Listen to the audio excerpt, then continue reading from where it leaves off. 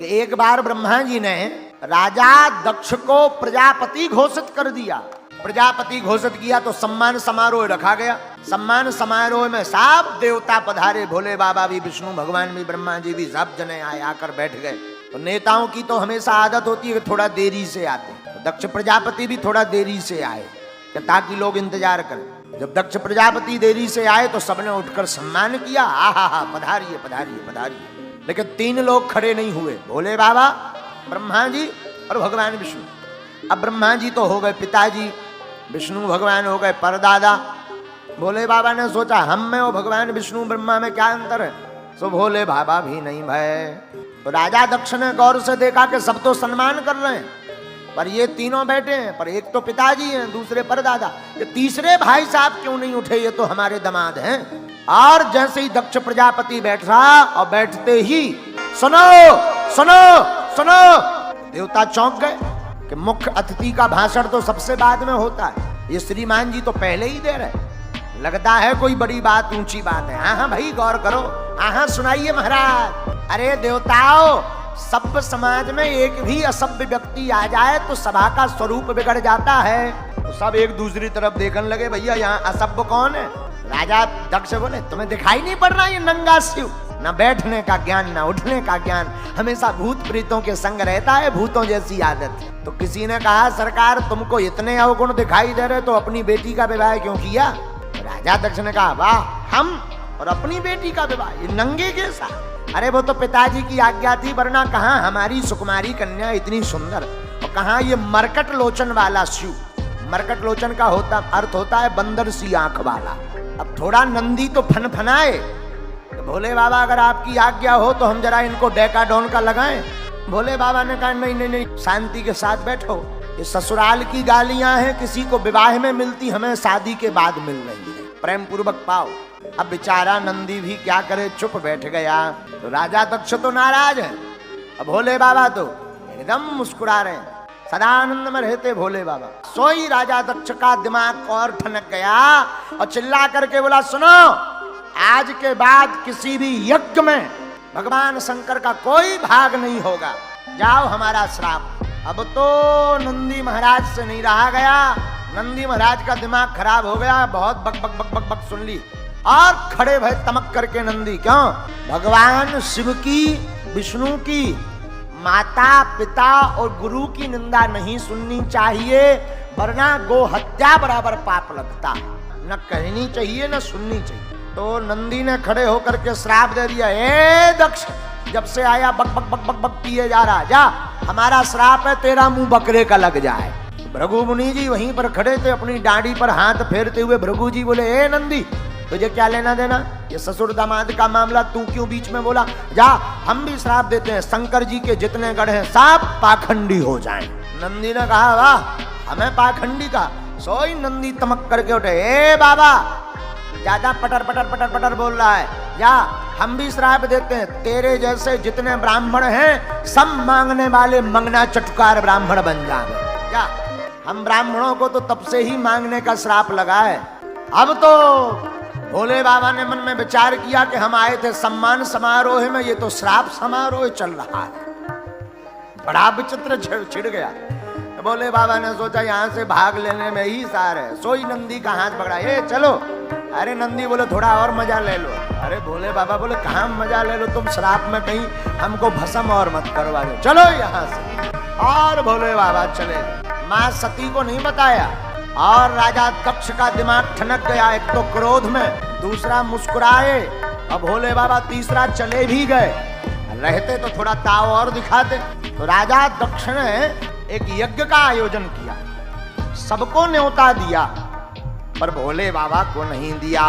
आखिरी यज्ञ इसीलिए रखी थी कि भोले बाबा को नीचा दिखाएं।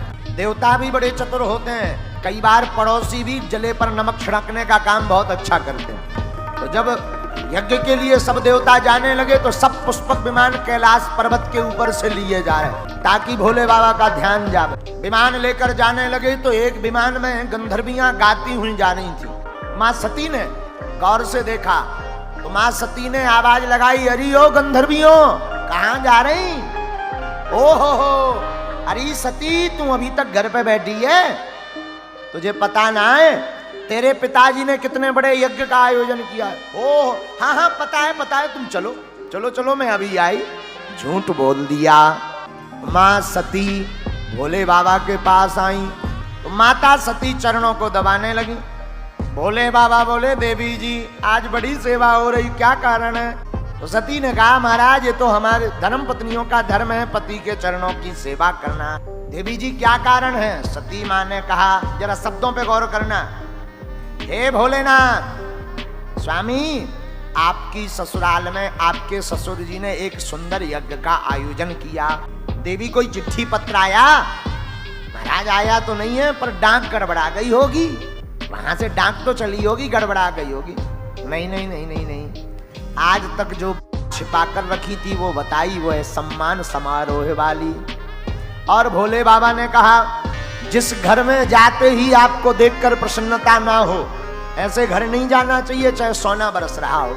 लेकिन सती नहीं मानी, गई, कथा सबको पता ही है, शरीर त्याग दिया, आवेश में गुस्सा में श्राप दे दिया और शरीर सती ने त्यागा। नारद जी ने सारा वृतांत भोले बाबा को सुनाया। बाबा, मां सती ने प्राण त्याग दिए। हो बाबा विश्वनाथ के मन में क्रोध भर गया और एक जटा निकाली और एक बाल निकाल करके जमीन पर पटका। विशाल काय शरीर लेकर के एक गण प्रकट हुआ, वीरभद्र भगवान की। हे वीर, जा तेरा कल्याण हो। नाम पड़ गया वीरभद्र। जाकर के राजा दक्ष के यज्ञ में खबर लो जरा। वीरभद्र ने भूत प्रेतों को लिया और भूत प्रेतों को लेकर के चला वीरभद्र। विशाल काय तूफान आता देख राजा दक्ष डर गए। तब तक भृगु जी ने कहा, भाई ये तूफान कैसा? किसी देवता ने कहा तूफान नहीं है, ये भोले बाबा का कोप है। भोले बाबा नाराज हो गए और वीरभद्र ने जैसे ही यज्ञशाला में प्रवेश किया तो देवता भागने लगे। वीरभद्र बोले, भाग के कहां जा रहे हैं? जरा यज्ञ का प्रसाद तो खाकर जाओ, बिना पंगत पाए मत जाओ। सब देवताओं को बांध लिया और देवताओं को बांधा तो वीरभद्र बोले, बताओ गणों भूत प्रेतों क्या करना है? तो जो गण पहले आए थे वो बोले, सरकार ये जो पूखा देवता है ना, पूसा देवता, जब हम पिट रहे थे ये बड़ी दांत दिखा रहे थे 3200। अच्छा हाँ, एक मुक्का बनाया वीरभद्र ने, उनके 3200 स्वाहा कर दिए। ले और बताओ। गण हाथ जोड़ करके बोले, सरकार ये जो भग देवता है ना, जब हम पिछली बार आए थे, जब माँ सती प्राण त्याग रही थी, तब ये बड़ी लंबी लंबी बड़ी बड़ी आंखें चला रहे थे, पटर पटर।